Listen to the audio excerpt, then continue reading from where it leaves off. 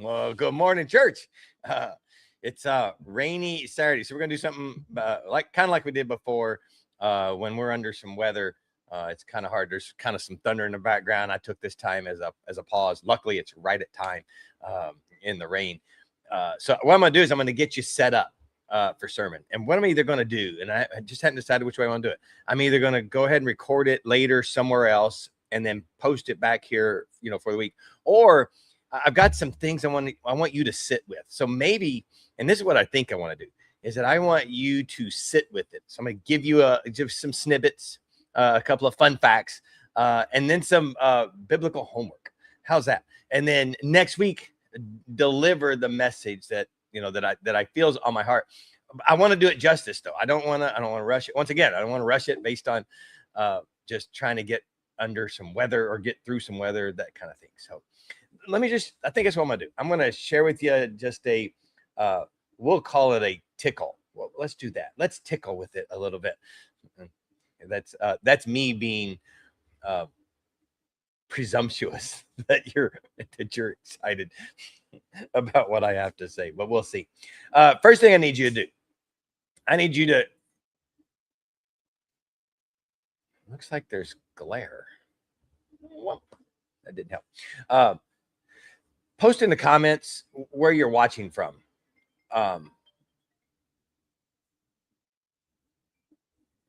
Is it Facebook, YouTube? I know you can't do that if you're watching on a YouTube TV. Like if you're watching TV on YouTube, you can't tell me where you're at because there's no way to comment. But if you're watching YouTube on your computer or your phone, then you can actually put a comment. Just say, "I'm here," and it's hard for me, folks. I'm just telling you, it's hard for me if you're just a number. If I don't know that your face is out there. So we don't have any sort of technology that tells us exactly who's watching necessarily. We have to kind of have to really dig really. See, thank you, Patty Boyer. And I got your comment, Patty, about walking and staying, and we're gonna get there too. That's not this week or next week, but I'm working on that for you. Patty asked a question in the comment, and I wanted to address her and tell her we're going to do it. So thanks thank you all. And so see, I can see some of them popping up. Who's watching from where? Man, we got some different states in there. I like that. So here we go. So y'all keep on putting in, where you're from and that you're watching. You know what? You don't have to tell me if you're on Facebook or YouTube. I just noticed that the icon tells me what platform you're on. So that's good. If you're just watching on a TV and you can't comment, thanks for being here too. That's awesome. Here's what. Let me tell you a story. Our family loves car washes. I don't know if do y'all like going to car washes or not, but we go to Tommy's Express a lot. They don't have what I'm going to tell you, but I went to another car wash the other day in town, and as you're going through the car wash, how you car wash, you get through the tunnel and everything's kind of it's mesmerizing. You watch the colored soap. That's pretty cool. We used to take our kids when they were young, and they loved that part. But I like to get my money's worth, right? So I'm prone to go back through. You can go back through. If you go to a car wash and it doesn't look clean enough, you get to go back through for free. I don't know if y'all knew that or not. That's just one of their policies. Every single car wash I've ever been to, same thing. If you go through and it doesn't do exactly, so if I got bugs on the windshield, I'll get out, look at the front. There's still bugs. I'm like, we're going back through. And you know what they do? When you go back through, they slow it down. Did you know that? You can also ask them to slow it down. Hey, can you put me in slow mode? And they will actually slow the car wash down to wash your car better. It's crazy. Anyway, I digress. That's more car wash knowledge than you probably ever need in your life. But when you get to the end of this car wash that I can't remember what the name of it was. It's got blue and it's got bubbles. Maybe it's blue bubbles. I don't know. When you get to the end of it, right? When you get to the air dryer, and it's got get the monthly membership. You can go every day. Oh yeah, I know. I don't wash my car that often. Right now, it's especially rainy season. I'm not gonna do it. Anyway, you get to the end of this car wash, right when all the the multitude of air blowers are like blowing on your car. That's when I really want to go slow because I hate it when there's water still on. This one had a timer, right? And it was counting down how long that blower was going to go. And what I've noticed is at the front of the car, it's going slow enough that the front of the car back to about the doors gets blown off really good. But then it seems like it goes faster. And I was getting to the end, and I was going to have seconds left in the blower. So I'm like, how do I manipulate this? How do I touch the brake? How do I pause it? I want the air to hit all over my car. I want it to get all the water off, right? I don't want to. Why do I want to get out and dry the car off, right? So I'm watching these seconds, right? And how then it turns green. So the way this one worked was the seconds was down at like 6 seconds or something like that. And I got the green light that I could go. And I'm like, oh no, nay. I put it in drive, but I just inched myself forward. I'm watching these seconds. And I know there's going to be a car behind me. They're wanting to get on the track, right? But I'm just like slow. And I got it right there. I mean, this blower was like blowing on the back window, or I was in truck, blowing on the tailgate. And I'm like, and it shut off.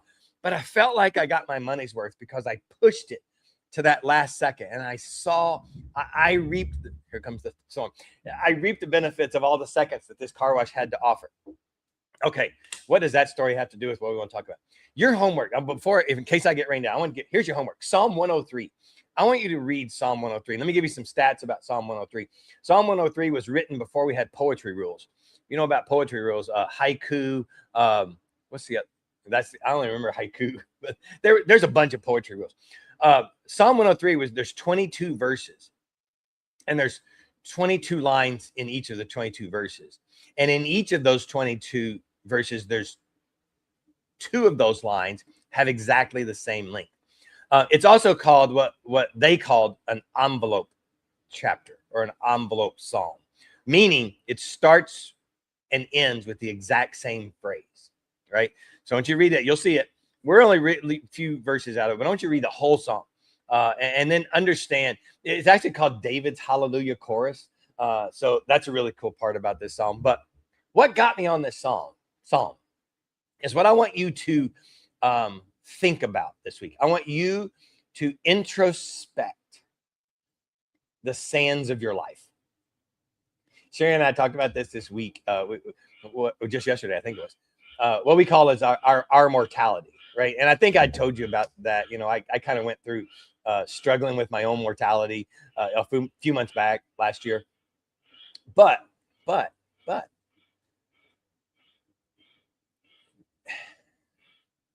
here's another stat I want you to think about. There's only 2 days in your entire life that you don't get all 24 hours of it.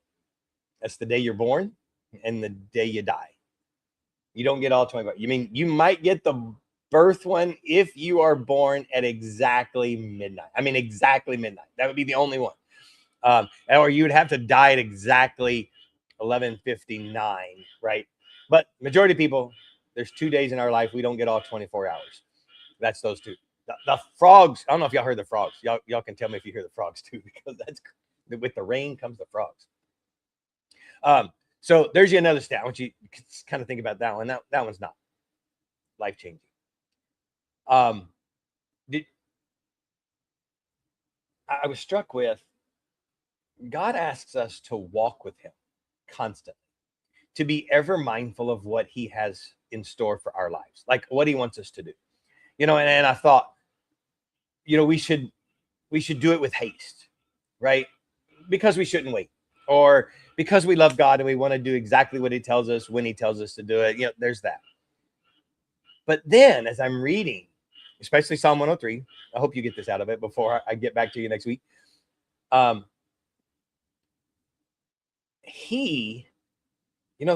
timer that's on top of your head, we all have one. I've mentioned this before.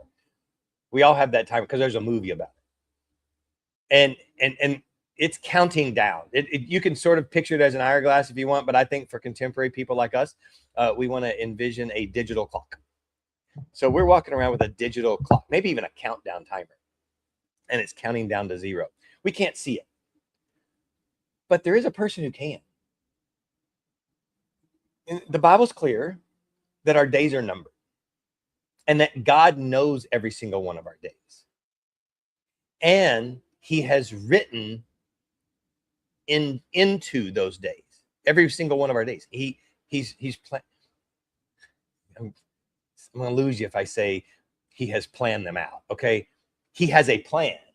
Whether we decide to work with him or not on it, it's sort of us. So I'm one of those, yeah, you got some free will, but there's still a plan.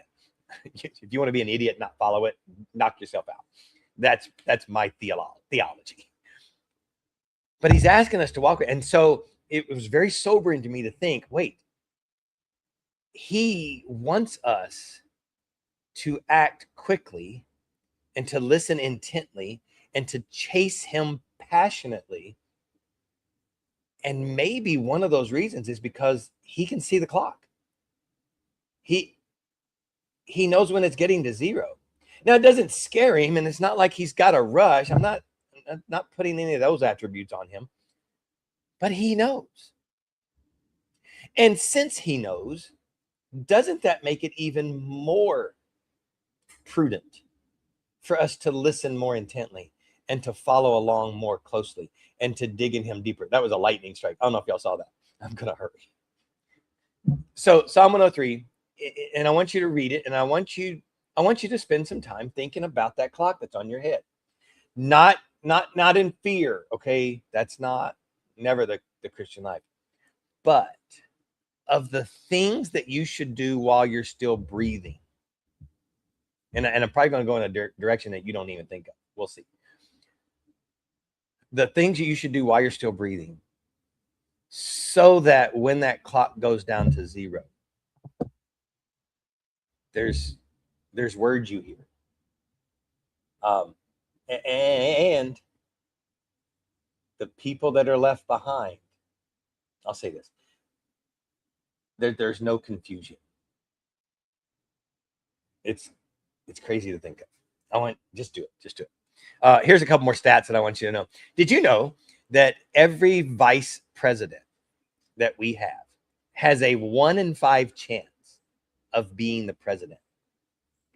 And that math was calculated a long time ago, and I'm not going to tell you the president yet. That you got to come back for next week, or you want to look it up, you can.